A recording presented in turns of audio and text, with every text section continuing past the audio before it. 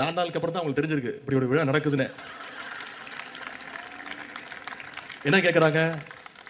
எப்படி நீங்க அறிவு திருவிழா நடத்தலாம்? யாரை கேட்டு நடத்துனீங்க? எதுக்காக நடத்துனீங்க? அறிவு இருக்கிறவன் திருவிழா நடத்துறான். அதுவும் அறிவு திருவிழாவில் அவங்கள விமர்சித்து பேசிட்டோன்னு கோபம் வேற. எப்படி போலீஸை பார்த்தா திருடனுக்கு பயம் வருமோ, அதனால அறிவுங்கிற வார்த்தையை கேட்டாலே அவங்களுக்கு அதிர்ச்சி. சுகாதார மேம்பாட்டை பற்றி பேசும்போது கிருமிகளை பற்றி பேசாமல் இருக்க முடியுமா? கிருமிகிட்ட எப்படி நம்ம விலகி நிற்கணுங்கிறதுக்காக தான் பேசினாதான் சுகாதார மேம்பாட்டை பற்றி நம்ம தெளிவாக பேச முடியும்.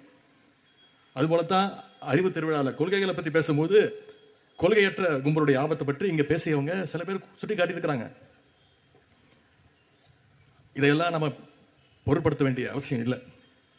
திராவிட முன்னேற்ற கழகம் என்பதே ஒரு அறிவு இயக்கம். கழகத்தில் பயணிக்கிற ஒவ்வொருவரும் ஒவ்வொரு நாளுமே அறிவு திருநாள். குக்கிராமங்களில் கூட படிப்பகம் நடத்திய இயக்கம் நம்முடைய திராவிட முன்னேற்ற கழகம். சலூன் கடை, டீ கடை, சைக்கிள் ஸ்டாண்டுன்னு சாமானிய மக்களையும் அரசியல் பேச வச்ச இயக்கம் நம்முடைய திராவிட முன்னேற்ற கழகம். நம்முடைய ஒவ்வொரு தலைவர்களும் நூற்றுக்கணக்கான பத்திரிகைகளை தலைமையேற்று நடத்தினாங்க. கழக முன்னோடிகள், முன்னாடி இருந்த முன்னோடிகளும் சரி, இப்போ இருக்கக்கூடிய அமைச்சர் பெருமக்கள் இருந்தாலும் சரி, சாதாரண நிர்வாகிகளாக இருந்தாலும் சரி, இன்னைக்கு வரைக்கும் புத்தகங்கள் எழுதிட்டு இருக்கிறாங்க. நம்முடைய கழகத்துடைய மேடைகள் ஒவ்வொன்றும் கொள்கை வகுப்பறைகள்னு சொன்னால் அது மிகையாகாது. கழகத்துடைய முதல் தலைமை அலுவலகம் பேர் அண்ணா வச்ச பேர் அதற்கு அறிவகம். அதன் பிறகு நம்முடைய கலைஞர் கட்சியினுடைய தலைமை நிலையத்தை கட்டினார், அதுக்கு அவர் வச்ச பெயர் அண்ணா அறிவாலயம்.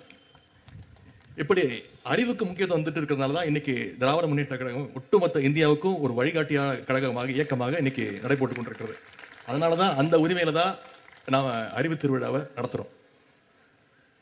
நாம் இப்போ அத்தனை பேருக்கும் வெறுப்படைஞ்ச அத்தனை பேருக்கும் ஒரு சவால் விடுறோம், நீங்களும் நடத்துங்க, நடத்தி காட்டுங்க பார்ப்போம்.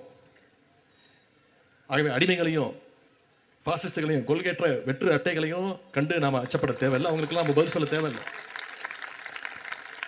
நிச்சயம் சொல்கிறேன், இந்த அறிவு திருவிழா கழக வரலாற்றில் என்னைக்கும் நிச்சயம் நீடித்து நிலைக்கும்.